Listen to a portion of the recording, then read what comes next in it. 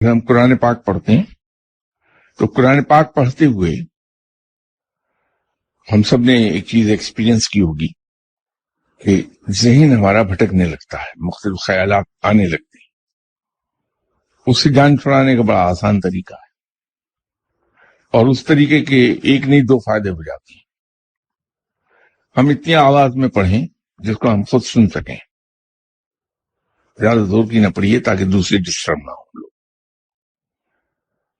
جب ہم اس کو اتنی آواز سے پڑھیں گے جو ہماری ذات تک پہنچ جائے، تو اگر ہم اپنے الفاظ کو خود سنیں بڑے غور سے، جیسے کسی کے قرآن پاک پڑھنے پر بڑے غور سے ہم سنتے ہیں، اگر اتنی ہی توجہ اور غور کے ساتھ اپنی آواز کو سننے لگیں تو دو چار بار ہی آپ کریں گے تو آپ کو اندازہ یہ ہوگا کہ آپ کو یہ نہیں پتا چل رہا کہ آپ کے دروازے پہ کوئی نوک کر رہا ہے.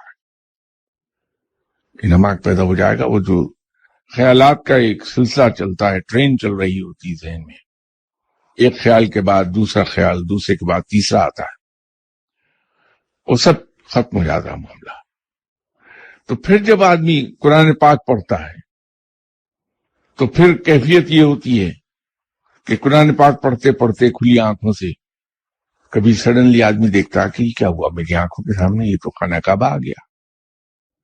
کبھی پڑھتے پڑھتے کوئی مزار دکھائی دینے لگے گا، کبھی روضہ مبارک وہ آنکھوں کے سامنے آ جائے گا، اور خود بغیر کسی کانشیس ایفرٹ کے. وہ در حقیقت کانسنٹریشن ہماری بڑھ جاتی ہے، اور وہ الفاظ کی جو برکت ہے جس کو ہم پڑھ رہے ہیں اور سن رہے ہیں، اس کے اثرات ہم پہ طاری ہونے لگتے ہیں. تو یہ کانسنٹریشن بجائے ایکسرسائز میں آدمی چلا جائے، یوگا کی ایکسرسائز کرے، اس کے بعد حبس دم کی ایکسرسائز شروع کر دے، سیدھا سیدھا معاملہ رکھیے. کیونکہ جیسے میں پہلے بھی عرض کرتا رہتا ہوں کہ عبادت وہ افضل ہے جس میں انسان اپنے دنیاوی فرائض بھول کر صرف عبادت ہی میں نہ کھو جائے.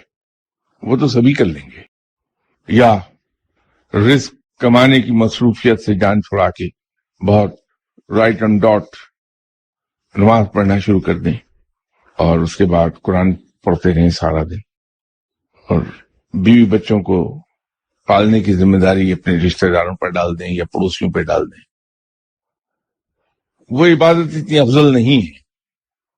افضل عبادت وہی ہے کہ زندگی اس انداز میں ہم گزاریں کہ جب ہم دنیا کا کام کر رہے ہوں، دنیا کی مصروفیت میں ہوں، تو ہم تمام دنیا داروں سے زیادہ دنیا دار نظر آئیں، اور جب ہم عبادت کریں تو ہم سب دینداروں سے زیادہ دیندار نظر آئیں.